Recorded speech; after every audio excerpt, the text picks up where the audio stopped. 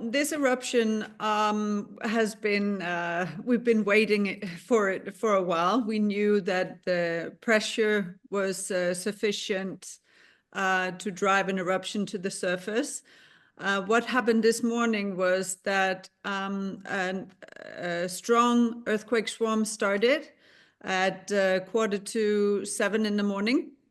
And through the first few hours, it was all the magma was moving below the surface. So it was making a new dike intrusion, similar to what we saw in the very initial phase back in November 23.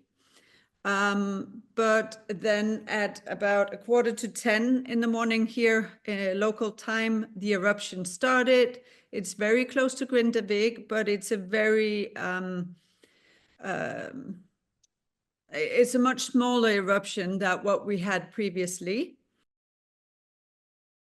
So it's close to town, but it's a more calm eruption than the previous few we've seen.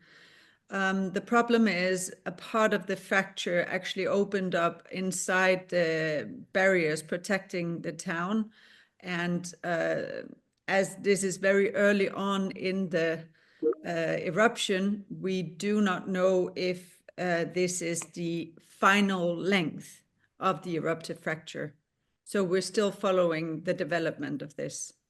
Grindavik was, of course, evacuated immediately when the dike starts to propagate. So when we see the initial seismicity, and also the Blue Lagoon, people staying in that area, all were evacuated quite rapidly.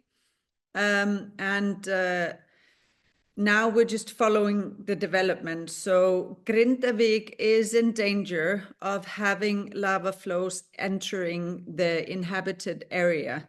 Currently, the lava flows are north of town, but as they are erupting on a small fissure segment that's within the lava barriers, there's a risk that this can actually progress into some of the developments in Grindavik. So that's the situation as we're following now. Of course, it really depends on how long this eruption continues and if the fracture within the barriers will continue to be active and even may extend in area.